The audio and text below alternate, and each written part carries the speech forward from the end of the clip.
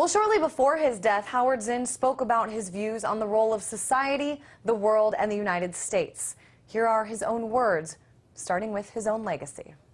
I guess if I want to be remembered for anything, it's for sort of introducing a different way of thinking about the world, about war, about human rights, about equality, for getting more and more people to think that way, and also for getting more people to realize that the power which rests so far in the hands of people with wealth and guns, that the power ultimately rests in people themselves, and that they can use it.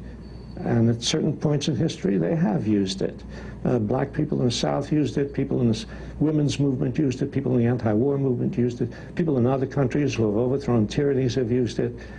And I want to be remembered as somebody who gave people a feeling of hope and power that they didn't have before.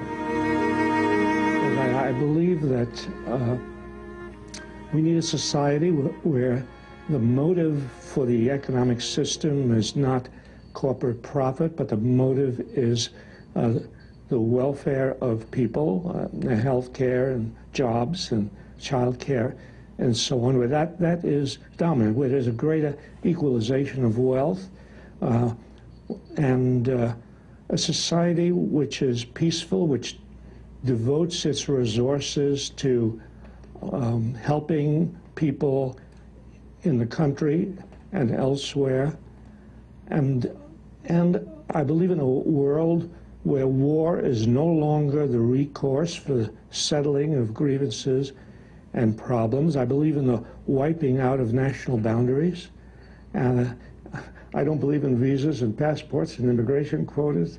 I think we need to move towards a global society. They use the word globalization, but they use it in a very narrow sense to mean the freedom of corporations to move across boundaries. But what we need is the freedom of people and things to move across boundaries. So, you know, when I talk about socialism without jails, I mean, yes, greater societal intervention into the economy, but without deprivation of civil liberties. And I think people are trying to work their way towards a more democratic society wherever possible, and to do it without war. And I think this movement towards more democratic societies more concerned with human rights, we've already seen it begin to happen in Latin America with movements from autocratic and elitist states to more populist states. And it may be that the European Union represents this in some way. And it's a long-term process.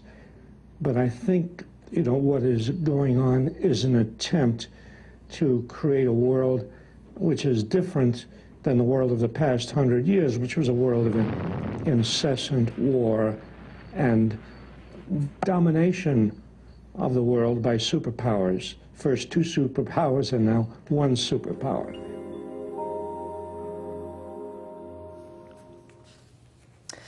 And if you want to hear more of Howard Zinn's last words, head to bigthink.com or log on to our website where you'll find a link.